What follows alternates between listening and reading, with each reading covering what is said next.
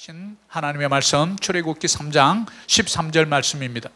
우리 다 같이 일어나셔서 한 구절 큰 소리로 봉독합니다. 출애굽기 3장 13절입니다.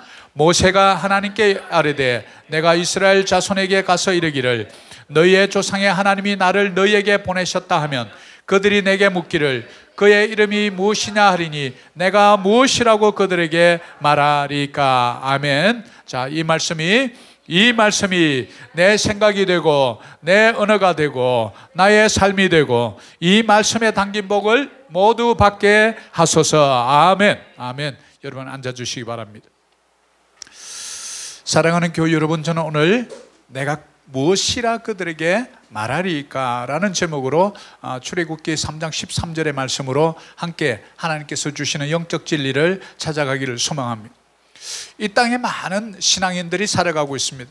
그런데 성경이 말해주는 대로 왜 우리는 못 살아낼까요? 성경이 수없이 많은 약속을 우리에게 들려주고 있는데 우리는 말씀도 잘 알고 또 암송도 하면서도 왜 성경이 말해주는 대로 우리는 살아내지 못하는 것일까? 이런 질문을 저와 여러분 할 때가 종종 있죠. 왜일까? 말씀의 능력이 없어서일까? 아니면 성경을 날마다 우리가 읽고 하면서도 우리가 잘못 뭔가 오해하고 있는 것이 있을까? 아니면 내 눈이 잘못된 것인가? 나의 가치관이 잘못된 것인가? 삶 속에서 그분이 주시는 능력을 왜 누리지 못하고 우리는 살아가는가? 참 안타까운 질문을 스스로에게 해보게 됩니다. 우리 자신의 연약함에 갇혀서 주님의 크신 능력을 바라보지 못하는, 어쩌면 영적 감옥에 여전히 갇힌 채로 나는 주의 자녀라고 말하면서도 여전히 진정한 자유를 누리지 못하는 우리 그리스도인의 삶이 있지는 않은지 오늘 이 시간 돌아보고, 만약 조금이라도 있다면 빛 대신 예수, 생명 대신 예수, 나를 구원해 주시는 예수, 진리를 알지니 진리가 너희를 자유케 해주시는 그분의 능력으로 자유함을 얻어가시는 여러분 되시기를 간절히 소망합니다.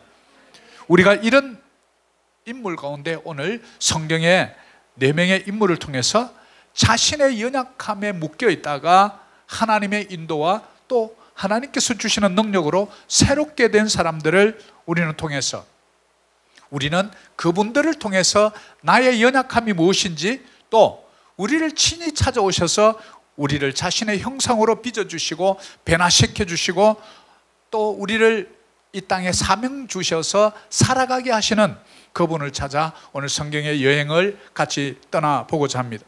오늘 본문 말씀 출애굽기 3장 13절은 모세가 하나님께 아뢰되 내가 이스라엘 자손에게 가서 이르기를 너희의 조상의 하나님이 나를 너희에게 보내셨다 하면 그들이, 유대인들이죠, 그 이스라엘 백성들이 내게 묻기를 모세에게 그 이름이 무엇이냐라고 하리니 내가 무엇이라고 그들에게 말하리까.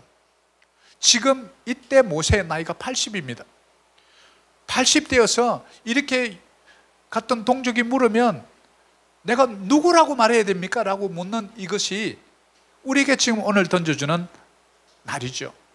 그림 한 장을 보여드리려고 그럽니다. 출애굽기 3장 4절에 여호와께서 그가 보리고 돌이켜 오는 것을 보신지라 하나님이 떨기나무 가운데서 불러 이르시되 모세야 모세야 하시매 그가 이르되 내가 여기 있나이다. 여러분 80이 됐을 때 얘기입니다. 좀 40이 됐을 때 학문과 문무가 좀 출중할 때 좀 인물도 나고 어디 내놓아도 부족하지 않을 그때 찾아오시면 얼마나 좋습니까? 미디안 강야에서 힘 빠질 대로 다 빠지고 정말 나는 이제 더 이상 가치 없는 사람이라고 느끼신 그때에, 우리 인생의 무력감 앞에서 몸부림치고 있을 그때에 왜 하나님은 하필이면 그때 찾아올까요?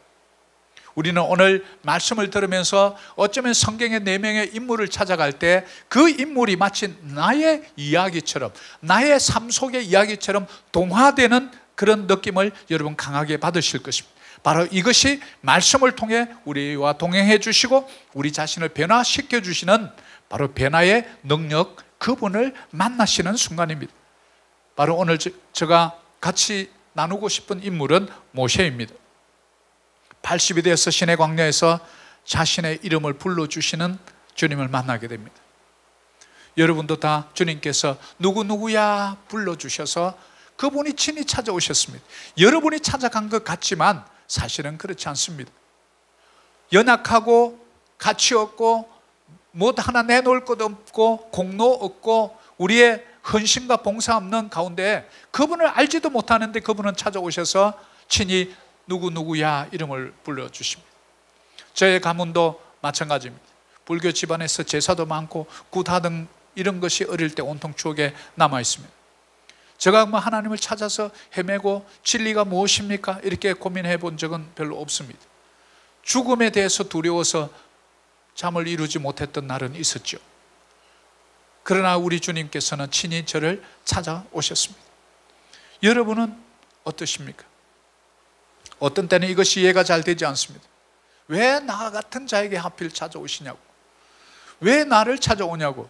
그 잘난 사람들도 많은데 주님 왜 납니까? 이런 질문 하지 않습니까? 모세가 40년 동안 왕궁에서 성장합니다. 어릴 때는 기막힌 운명의 사나이로 어머니가 갈대 상자에 넣어서 보냈습니다. 또 보냈습니다. 그런데 오히려 공주가 그 어머니, 친어머니를 데려다가 젖을 먹이며 키우고 자기 아들을 키우면서 삭설 받아서 키우는 최초의 어머니가 됩니다. 그때 어머니는 어떤 마음이었을까요? 그 아이를 안고 모세야 모세, 내가 진짜 너 어머니다. 우리의 하나님은 이스라엘의 하나님, 아브라함의 하나님, 야곱의 하나님, 이삭의 하나님, 그 하나님이 네 아버지다. 모세야 모세야, 네가 왕궁에서 살아가지만 저 바로 공주의 아들이 아니고 너는 하나님의 자녀란다. 하나님의 자녀란다. 얼마나 애타게 그를 위해서 기도했겠습니까? 그런데 그거는 다 잊어버리고 이제 80이 되어서 머리에는 찬이슬 내리고 치아도 약해지고 뼈도 약해지고 이제는 뭐 죽을 준비해야 되겠다. 성경에 보면 인생의 연수가 무엇이냐 한 그러면 70이라도 80이라도 바람을 잡는다. 그러면 그 당시에도 보면 70, 80이 보통 이런 나이였다는 것을 우리가 알 수 있는데 80이 되었다는 얘기는 뭡니까? 인간의 관점으로 볼 때는 더 이상 소망이 없다라는 그 때에 찾아오시는 하나님. 조금 전에 우리 집사님 찬양한 것처럼 내 인생의 가시, 결국은 나의 지혜, 나의 지식은 살인자로 우리를 만들고 맙니다. 그러나 광야에서 아무것도 없이 내 자신을 내려놓고 내 이 모습 이대로로 살아가는 그 순간에 우리 주님은 불러준다는 사실입니다. 여러분, 우리는 내가 가진 단점을 우리가 집중해서 볼 때가 많습니다. 환경 탓을 할 때가 많습니다. 이것은 아직 주님을 모르는 것입니다. 모르면 우리가 그분을 이해할 수가 없습니다. 그래서 오늘 하나님이 진짜 자신이 누구인지를 모세에게 나타나서 친히 찾아오셔서 알려주십니다. 우리에게도 오늘 친히 여러분 심령에 하나님이 누구신지 말씀을 통해서 알려주실 줄 믿습니다. 누가복음 9장 20절에 예수께서 이르시되 너희는 나를 누구라 하느냐? 베드로가 대답하여 이르되 하나님의 그리스도이시니이다 하니. 자, 우리 누가복음에 보면 예수님께서 우리 제자들이 예수님을 어떻게 바라보는지 궁금했던 것 같아요. 너희는 나를 누구라 하느냐? 그들이 누굽니까? 3년 동안 예수님과 함께하고 울고 웃었던 그런 제자들입니다. 더군다나 베드로는 수제자, 베드로, 요한, 야고보 세 명은 늘 인너서클처럼 예수님 주위에 만들었던 주역입니다. 그에게 예수님이 물어보는 게 무엇입니까? 너희는 나를 누구라? 좋다, 다른 사람들 엘리야다, 뭐 선지자 중에 한 사람이다, 뭐 얘기를 한다 치자. 그러면 너희는 나를 누구라 하느냐? 오늘 이 시간 저는 여러분에게 도전하고 싶습니다. 여러분이 만난 예수 그리스도를 어떻게 소개하고 계십니까? 여러분은 예수님을 어떻게 이해하고 계십니까? 저는 예수님 그러면 그냥 신실하신 하나님, 변하지 않으시는 하나님, 나에게 한 번도 변함없이 사랑을 주시는 그 하나님, 변함없으신 신실하신 하나님, 그리고 두 번째는 나를 용서해 주시는 하나님. 저는 이 두 가지가 늘 신실과 용서라는 단어가 떠오릅니다. 여러분은 어떻습니까? 우리가 마태복음 16장 16절이 기가 막히도록 그냥 아주 따갑도록 들어가지고 주는 그리스도시요 살아계신 하나님의 아들이시니이다, 이 고백은 그냥 건성으로 잘도 해요. 그런데 예수님이 오늘 이 시간 저와 여러분에게 찾아오셔서 묻는다면 너는 나를 누구라고 하느냐? 이 시간 물으면 여러분 무슨 대답 하시려고 그럽니까? 우리는 바로 이 성경의 인물 4명을 말씀의 발자취를 쫓아서 우리가 깨닫고 깨달은 것을 우리 삶 속에 적용할 수 있어야 됩니다. 우리의 신앙 여정 가운데 적용할 수 있어야 이것이 신앙인이 되는 것입니다. 그래서 우리의 머리에 쌓여있는 이 예수에 대한 지식을 그저 지식으로 살아갈 때 우리는 신학교 교수가 되기 쉽습니다. 우리가 이것이 우리의 가슴으로 내려와서 뜨겁지 아니하면 바로 성령의 임재입니다. 성령의 임재가 있기 전 오순절 전까지 12사도들 보십시오. 비겁합니다. 도망갑니다. 저주합니다. 부인합니다. 그러나 오순절 마가의 다락방에 성령의 임재가 있고 나서 그들은 죽음을 불사하고 죽음의 자리로 불 속으로 뛰어듭니다. 우리 가슴으로 내려오는 신앙이 되지 않으면 남을 정죄합니다. 비판합니다. 왜 목사님은 저래요? 왜 장로님은 저래요? 집사님은 왜 이렇게 해요? 왜 기도 안 하세요? 왜 말씀 안 보세요? 온통 비판투성입니다. 왜? 머리에만 있는 신앙인이에요. 그러나 이것이 가슴을 누르면 뜨겁습니다. 눈물이 나기 시작합니다. 기도하면 눈물이 납니다. 주 예수여 나를 불쌍히 여기소서 하면 내 속에서 뜨거운 용서 넘치는 용기가 일어납니다. 나를 용서해 주신 그분 십자가에 그분의 피 묻은 손이 보이기 시작합니다. 십자가를 바라볼 때마다 그분이 나를 용서하신 것이 생각납니다. 이것으로 끝나는 것이 아닙니다. 이제는 성령의 충만함으로 내 가슴이 뜨거워지면 우리는 그때부터 나의 손발로 내려와야 합니다. 헤드에서 하트로, 하트에서 핸드로 내려와야 합니다. 적용입니다. 삶 속에 적용해야 합니다. 내가 받은 이 사랑을 어떻게 하면 내 형제들에게 나의 예루살렘, 나의 유대, 사마리아 땅끝까지 이르러 어떻게 이 복음을 전할 것인가? 우리 믿음의 선배들의 발자취가 그것입니다. 뜨겁게 받은 예수 그리스도 그 신앙을 위해서 모든 자기의 것을 버렸던 사람들의 역사가 우리 기독교의 역사 아니겠습니까? 여러분, 주를 알면 아는 만큼 능력을 맛보는 줄 믿습니다. 주님을 아는 만큼 여러분 평안과 기쁨을 누릴 줄 믿습니다. 첫 번째 바로 인물, 출애굽기 3장 4절에 여호와께서 그가 버리고 돌이켜 오는 것을 보신지라 하나님이 떨기나무 가운데서 그를 불러 이르시되 모세야 모세야 하시며 그가 이르되 내가 여기 있나이다. 우리는 이 모세의 삶을 보면 모세가 정말 40년 미디안 광야 생활하면서 무엇 했습니까? 장인 이드로의 집에 그냥 세상 말로 얹혀 살았어요. 아무런 소망도 없습니다. 장인 이드로의 양을 치는 그냥 그저 늙은이로 변해가고 있었습니다. 학문과 무예가 출중했던 모세는 더 이상 오간 데 없습니다. 모든 지혜도 잊혀져 가고 이제는 또 건망증도 심해지고 또 시력도 약해지고 근육량도 줄어들고 여러 가지 건강이 약해집니다. 그의 과거의 전력이 뭡니까? 살인자입니다. 살인자로 자기의 신분을 숨기면서 살아가야 했던 힘없는 한 인생에게 하나님은 문을 두드립니다. 그것도 떨기나무 위에 불이 붙는데 불이 꺼지지 않습니다. 무엇을 의미합니까? 이 떨기나무는 아무 쓸모가 없는 제목이에요.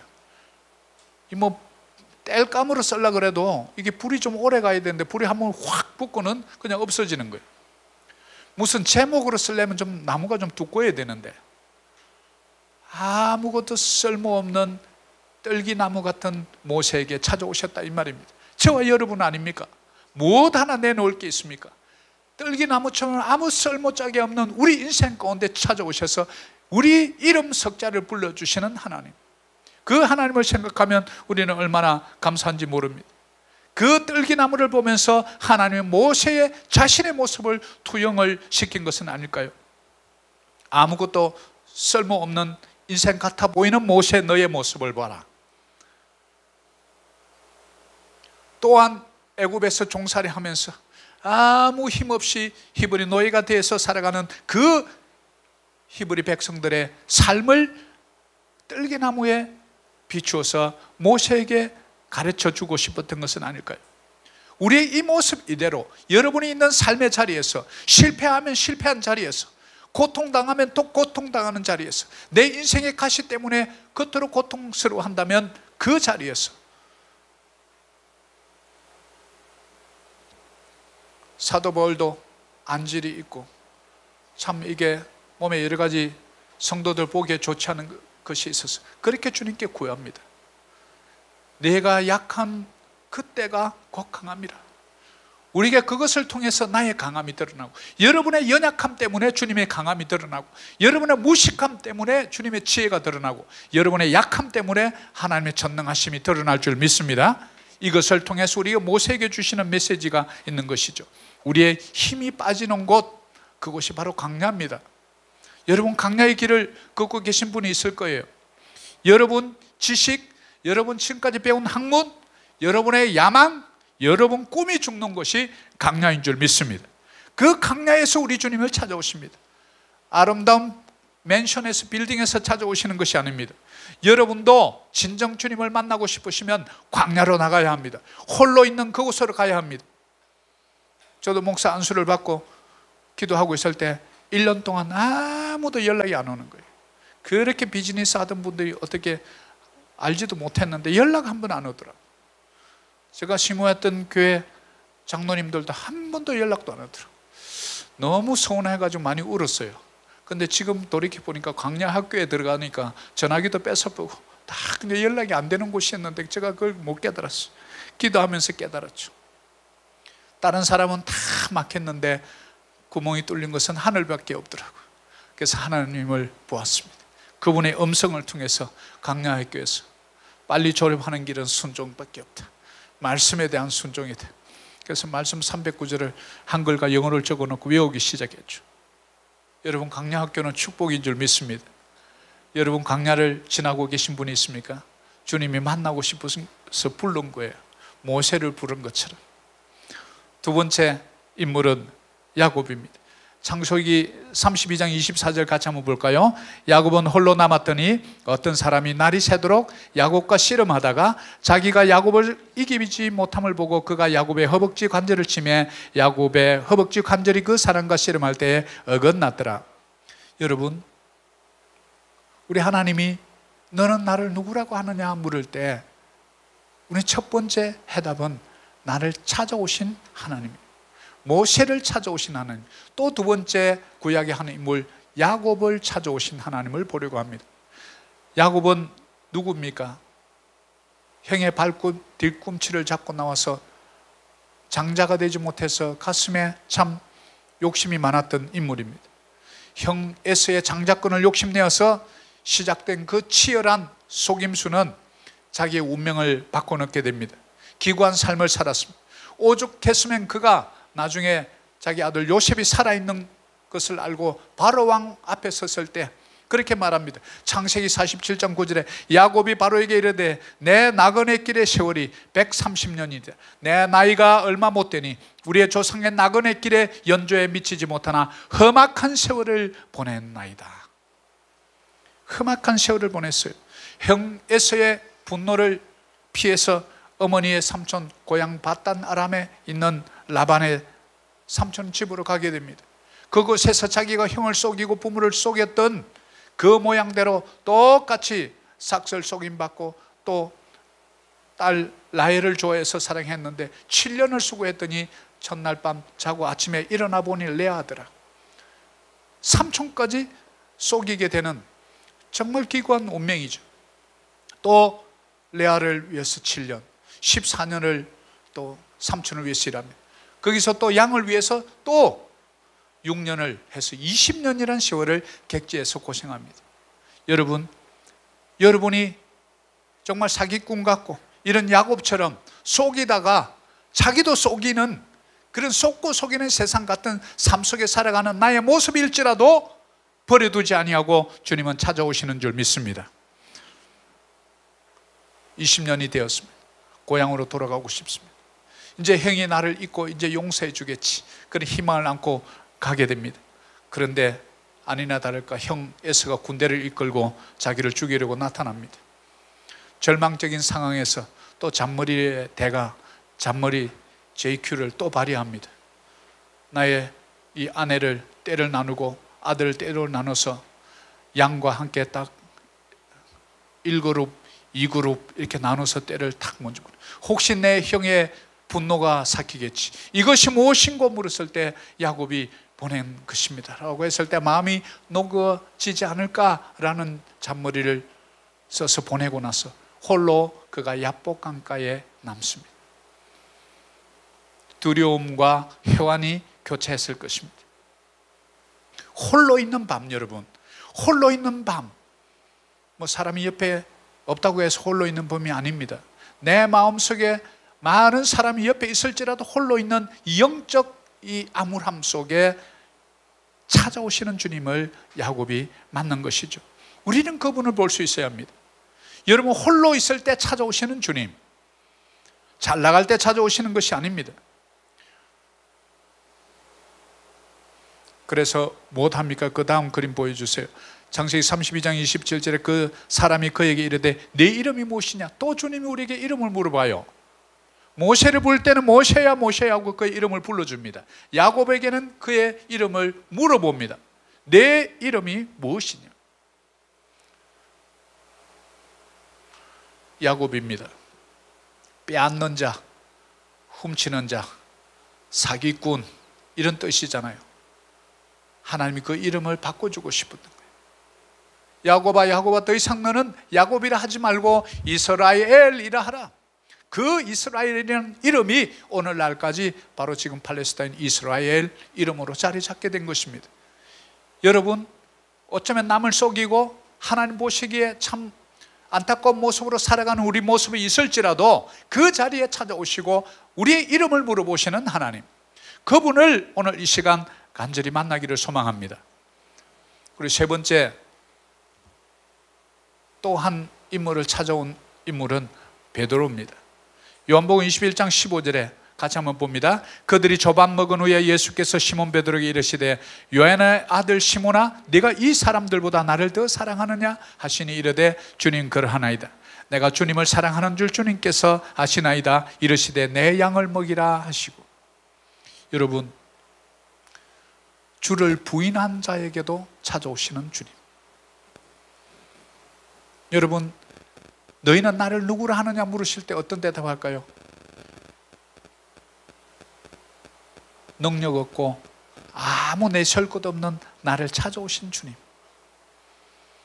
사기치고 남을 덩쳐먹었던 나의 과거가 있는 야곱에게 찾아오신 하나님, 그뿐만 아니라 한 발 더 나가서 주님을 3번씩이나 부인하고 저주까지 했던 인생들을 찾아오시는 하나님, 그 하나님을 우리는 오늘 이 시간에 깨달을 수 있어야 합니다. 그리고 요한의 아들 시몬아, 네가 이 사람들보다 나를 더 사랑하느냐 이렇게 물어봅니다. 갈릴리에 찾아오셨습니다. 예수님께서 부활하신 후에 찾아옵니다. 바로 성천하셔도 되는데 그 40일 동안 이 땅에 머물면서 주님은 아십니다. 베드로가 왜 고향 갈릴리로 낙향해서 고기 잡느라고 지금 저러고 있는지, 사람을 낚는 어부가 되겠다고 불러주었는데 이제 그 마음이 녹아져서 그냥 고향 들어가서 이제는 그 일 못하겠다, 내 마음에 찔림도 있고 주님을 3번 부인한 것뿐만 아니라 주님을 저주까지 해버렸는데 주님은 얼마나 화가 나셨을까. 3년 동안 나를 사랑해 주셨는데, 늘 가까이서 끼고 나를 위로해 주셨는데 내가 몹쓸 놈이지, 이런 후회가 막급한 삶을 살아가지 않았을까요? 그 쓰러진 자리, 바로 내가 부인했던 그분은 그럼에도 불구하고 찾아오십니다. 부활하신 후에 갈릴리 바닷가에 부인한 베드로를 회복시켜 주려 오신 것입니다. 수제자라고 불렸던 베드로, 3번씩이나 부인했던 낙향해서 살아가는 이제는 그냥 고기나 잡으며 살아야 되겠다고 하는데 웬걸요, 고기는 잡히지도 않습니다. 허탕을 칩니다. 밤새 수고했지만은 허탕을 치고 들어갑니다. 더 깊은 곳에 가서 그물을 우편에 던지라. 갈릴리 바닷가는 전문가가 베드로입니다. 예수님이 아니고. 예수님은 카펜터, 목수님이시거든요. 목수는 잘하는데 고기는 잘 못 잡아요. 고기 잡는 것은 베드로입니다. 베드로가 볼 때 아이고 주님 그냥 안타까워서 말씀을 하시는데 저도 이 바닥에서는 한 가닥 하는데요, 말씀은 좋은데 그냥 그만하시죠, 이렇게 말씀하실 수도 있는데 베드로가 웬일입니까? 이제 순종하기 시작합니다. 밤새 수고하였지만 주께서 명령하시니 내가 그대로 그물을 내리리다. 잡아보니까 150세마리. 순종하면 150세마리인데 불순종하면 국물도 없다. 우리가 이것을 볼 수 있는 거죠. 그 자리에 주님께서 그렇게 하신 이유가 뭡니까? 고기를 굽어놓고 베드로를 그 자리에서 회복시켜 줍니다. 똑같이 3번 부인했던 베드로에게 3번 부인한 그의 잘못을 생각나게 합니다. 네가 나를 사랑하느냐? 네가 나를 이 사람들보다 더 사랑하느냐? 시몬아, 바요나, 시몬아, 네가 나를 사랑하느냐? 3번 물어봅니다. 베드로의 심정이 어땠을까요? 내가 3번 부인했는데 주님이 3번 또 꼭 집어서 탁 나를 그냥 이렇게 집어내는구나. 그런데 주님의 뒷말 한마디가 베드로를 울게 만듭니다. 내 양을 치라. 우리 주님은 나를 찾아오셔서 나를 변화시켜 주시고 나의 수치를 닦아주시고 사기꾼 야곱을 이스라엘, 하나님과 겨루어 싸워서 이긴 자라는 위대한 이름으로 바꿔주시고, 모세 물에서 건진 자라. 그러나 하나님은 모세의 이름은 바꾸지 않습니다. 왜입니까? 그 모세의 이름은 바로 공주가 지어준 이름입니다. 그러나 하나님께서는 그 모세의 이름대로 이스라엘 백성들을 물에서 건짐받게 하려고 이름을 바꿔주지 않아요. 그러나 야곱의 이름은 바꿔줍니다. 이스라엘로 바꿉니다. 베드로, 너는 이제 반석이라. 베드로라, 반석 위에 내 교회를 세우리니 음부의 권세가 넘보지 못하리. 너희가 땅에서 매면 하늘에서 맬 것이요 땅에서 풀면 하늘에서 풀릴 것이라. 이 베드로를 통해서 위대한 역사를 이렇게 가지요. 여러분 주님을 부인하고, 제가 참 부끄러운 고백이 있는데요, 제가 대학 다닐 때 제 친구가 서울에 갔다 오더니 예수를 믿어가지고, 우리 전부 다 제사도 많고 한데 자꾸 저보고 예수를 믿으라고 하루 밤새 막 예수 얘기를 하는 거예요. 그래서 막 제가 저주했어요. 하나님 있으면 내 눈에 한 번만 보여주면 믿겠다고. 다시는 안 보여주려면 예수 얘기 입에도 꺼내지 말라고 제가 막 호통을 치고 막. 이 친구는 끈질기더라고요. 서울에 올라갈 때까지 뭐 예수 얘기해가지고 머리가 아파가지고 재수없는 놈 막 이러고 이랬는데, 어느 날 보니까 100주년 기념교회 이재철 목사님 교회에 지금 장로가 돼 있어요. 저를 만나니까 제가 목사가 돼 있으니까 깜짝 놀라가지고 오히려 자기는 막 뒤로 넘어지는 줄 알았대. 그렇게 나를 비난하고 핍박하고 막 저주까지 하던 내가 그렇게 돼 있다니까. 그런 베드로를 찾아오신 주님, 그런 나를 찾아오신 주님, 무엇하리고요? 새롭게 사명을 회복시켜 줍니다. 내 양을 치라. 그 사명의 자리로 돌아가라. 너의 3번의 부인, 나를 저주한 것 아무 상관없다. 우리 부모님들이 생각나지 않습니까? 애를 먹이고 그토록 애를 먹여도 감옥에 가 있어도 나 아이는 착하다고 믿는 부모님들 마음, 하나님의 마음 아닐까요? 저와 여러분에게 오늘 이 시간에 회복이 일어나기를 소망합니다. 우리가 불순종하고 저주했던 그 자리에 찾아오시는 주님을 만나시기를 축복합니다. 우리를 회복시켜 주시는 주님, 그분을 우리는 만나야 합니다. 그래야 삽니다. 바로 베드로가 그랬거든요. 오늘 마지막 찾아보고자 하는 인물은 바로 사도 바울입니다. 사도행전 9장 4절입니다. 같이 한번 봅니다. 땅에 엎드러져 들으며 소리가 있어 이르시되 사울아 사울아 네가 어찌하여 나를 박해하느냐 하시거늘. 사울이 누굽니까? 예수 믿는 자들 다 잡아다 박해하고 그냥 관에 넘겨줘서 죽게 하고, 우리 서대반 집사님이 예수 복음 전하다가 돌 맞아 죽는 그 자리에 옷을 맡아가지고 그 돌 던지는 사람의 옷을 맡아 서 있던 그가 바로 사울입니다. 그 사울, 어쩌면 하나님 보실 때 참으로 그냥 한방 쳐서 빨리 보내버리고 싶은 그런 사람일 거예요. 그런 사울에게도 찾아오십니다. 땅에 엎드러져 들으며 소리가 있으리되 사울아 사울아, 그의 이름을 불러줍니다. 바울은 헬라식 이름이고 사울은 유대식 이름입니다. 사울아 사울아 불러줍니다. 너 유대인 사울아, 네가 어찌하여 나를 박해하느냐. 하나님은 늘 성경을 통해서 우리에게 알려주는 것 중에, 우리가 하나님의 형상 닮은 사람을 박해하면 자기를 박해했다고 늘 성경은 표현해요. 우리보다 가난하고 연약한 이웃을 도와주면 예수님이 자기에게 했다고 그래요. 내가 헐벗었을 때 너희들이 옷을 입혔고, 내가 굶주렸을 때 먹였습니다. 내가 목마르셨을 때 너희들을 먹이지 않았느냐. 예수님 내가 그런 적이 없습니다. 언제 그랬습니까? 너희가 그 약한 그들에게 한 것이 곧 나에게 한 것이라. 예수 믿는 자를 박해했던 사울에게도 똑같이 말하는 것입니다. 왜 너가 예수 믿는 그리스도인들을 그렇게 박해하느냐. 그것이 곧 나를 박해한 것이라. 여러분 여기에 계신 분들은 예수 믿는 사람들을 그렇게 박해하지는 않지 않습니까? 그럼에도 불구하고 찾아오시는 주님을 우리는 생각해야 합니다. 바로 저와 여러분 믿기 전에 예수 그리스도를 핍박하던 자였어요. 왜? 성경이 너희는 마귀의 자녀라고. 믿기 전에 저와 여러분은 마귀의 자녀였어요. 그런 마귀의 자녀같이 살았던 우리에게도 찾아오시는 주님, 사울처럼 적극적으로 찾아다니면서 예수 믿는 사람을 핍박하지는 않잖아요. 여러분 정도는. 그럼에도 불구하고 그는 다메섹 도상에서 그렇게 핍박하는 사울을 기다리고 계십니다. 여러분 지금까지 살아오면서 어느 순간에 어느 동기를 누구를 통해서 주님이 기다리시고 여러분을 만나 주신 거예요. 여러분이 찾아간 것 같죠? 아닙니다. 환경을 다스리시고 이 시간을 다스리시고 만남을 주관하시는 그분의 섭리로 여러분이 아직까지 깨닫지 못했을 뿐입니다. 저는 바로 대학교 1학년 때 요델송을 잘하는 이 기타를 치는 친구가 있었는데, 이 친구가 알고 보니까 교회를 다니면서 저를 전도하려고 그렇게 요델송 배우자 이래가지고 저를 끌고 들어갔더라고요. 그 친구 때문에 교회 첫 문턱을 밟았어요. 그것도 성탄절에 성탄절 무슨 행사를 하는데 주인공이 한 명이 빈다나 어떤 나라, 내는 이제 처절하게 아주 교묘하게 꼬셨어요. 그리고 따라갔더니 얻기는 없어, 사람들만 많더만. 저를 이제 그거 세우려고. 그게 제가 저 인생에 처음 교회를 밟은 김현철이라는 친구인데, 지금도 제가 만나보고 싶은데 요즘 찾지를 못합니다. 여러분, 우리에게 어느 순간 나를 찾아오시는 주님을 오늘 이 시간 다른 거 다 잊어버려도 나를 찾아오신 주님, 그것을 오늘 묵상하는 하루 되었으면 좋겠습니다.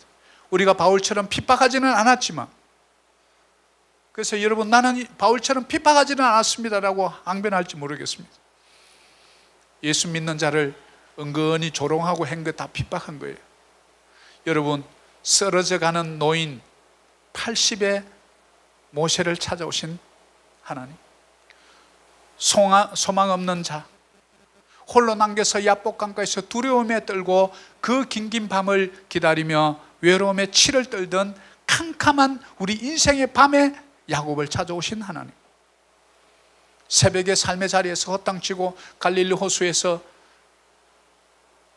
인상 쓰는 아내의 얼굴을 생각하며 아이들 배고프는 소리를 생각하며 집에 가서 그냥 한 소리 들을 걸 생각하며 나오는 베드로의 찜찜한 얼굴 찾아오시는 하나님, 우리 삶의 자리에 실패가 오고 내 생각대로 잘 안 되고 비즈니스도 잘 안 되고 마닐라에 배 들어오면 내가 잘해주겠다고 했는데 그놈의 배는 30년이 돼도 안 들어옵니다. 여러분, 그런 가운데서도 우리를 찾아오시는 주님, 이것을 우리가 놓치고 있습니다. 다메섹 도상에서 그토록 예수 믿는 자를 핍박하던 자에게까지 찾아오시는 우리 주님, 여러분 그런 주님이면 되지 않습니까? 그런 주님이면 충분하지 않습니까? 찾아오셔서 그냥 얼굴 봤다 바이바이 하고 가신 분입니까? 그렇지 않습니다. 우리의 약함을 고쳐주십니다. 베드로야 베드로야, 네가 나를 사랑하니 내 양을 치라. 사명을 회복시켜줍니다. 모세야 모세야, 저 이스라엘 백성들의 기도 소리가 내한테 다 들린다. 네가 좀 가야 되겠다. 주님이 우리에게 사명을 회복시켜줘요. 불러신 것만으로 끝난 것이 아닙니다. 여러분의 연약함을 고쳐줍니다. 야곱아 야곱아, 너를 더 이상 야곱이라 하지만 남들이 부를 때마다 너의 이름이 사기꾼으로 들린다. 이름 좋지 않다, 바꿔라. 이스라엘 승리자, 싸워서 하나님과 겨루어 이긴 자, 왜 인생들과 겨루어서 이기지 못하겠느냐? 자신감을 불어주는 거죠. 자기의 연약함을 잊어버리게요. 보라, 이전 것은 지나갔으니 보라, 새 것이 되었도다. 우리를 새롭게 해주시는 주님, 우리를 찾아오시고, 두 번째 우리를 새롭게 하시고, 세 번째 사명을 회복시켜 주시는 주님, 우리는 이 주님을 만나야 합니다. 그러면 여러분 신앙생활이 놀랍게 변화됩니다. 어떻게 제가 자신할 수 있죠? 말씀이 그렇게 알려줍니다. 이사야서 43장 한번 봅니다. 1절 같이 한번 읽을까요? 야곱아, 너를 창조하신 여호와께서 지금 말씀하시니라. 이스라엘아, 너를 지으신 이가 말씀하시니라. 너는 두려워하지 말라. 내가 너를 구속하였고 내가 너를 지명하여 불렀나니 너는 내 것이라. 여러분은 하나님 것인 줄 믿습니다. 주님은 우리를 부를 때 You are mine, 여러분 주님 것입니다. 주님의 소유면 주님이 책임집니다. 주님께 맡기지 않은 것은 주님 책임지지 않습니다. 여러분 맡겨진 자입니다. 여러분의 인생을 그분에 맡겨 놓았습니다. 그분의 손을 놓지만 않으면 됩니다. 주님은 절대 손을 놓지 않습니다. 여러분이 손을 놓는 게 문제입니다. 여러분이 손을 놓지만 않는다면 그분은 시온의 대로로 여러분을 이끌어 가실 것입니다. 푸른 초장으로 이끌어 가실 것입니다. 물이 끊어지지 않는 샘가로 여러분을 인도해 가실 것입니다. 출애굽기 6장 12절에 이스라엘 자손도 내 말을 듣지 않으거든 바로가 어찌 들으리까 나는 입이 둔한 자녀이다. 여기서 보면 모세가 자기의 연약함에 집중하죠. 여기 보면 나는 입이 둔한 자라는 것을 uncircumcised lips라고 이렇게 해놨습니다. 할례 받지 못하는 입술이라는 거죠. 이것을 계속 지금 얘기해요. 또 출애굽기 6장 30절에도 모세가 여호와 앞에서 아뢰되 나는 입이 둔한 자유니 uncircumcised lips. 킹 제임스 버전은 똑같이 이 영어 표현을 쓰고 있어요. 바로가 어찌 나의 말을 들으리까. 이스라엘 백성들에게 가면 나 말 잘 못합니다. 바로 앞에서는 나 더더욱 떨려서 말 못합니다. 바로의 앞에서 말을 뭔가 해야 되는데 모세가 두려운 거예요. 모세가 갖고 있는 두려움이 뭡니까? 연약함에 집중하고 있는 모세입니다. 우리가 잘하고 있는 장점, 하나님께서 주신 은사, 이 선물에 집중해야 되는데 자기의 연약함에 집중해요. 그게 바로 우리 옛사람의 모습입니다. 여러분 자신의 단점에 포커스를 두지 마십시오. 믿음의 주요 온전케 하신 예수를 바라보라. 우리 자신을 바라보면 실망합니다.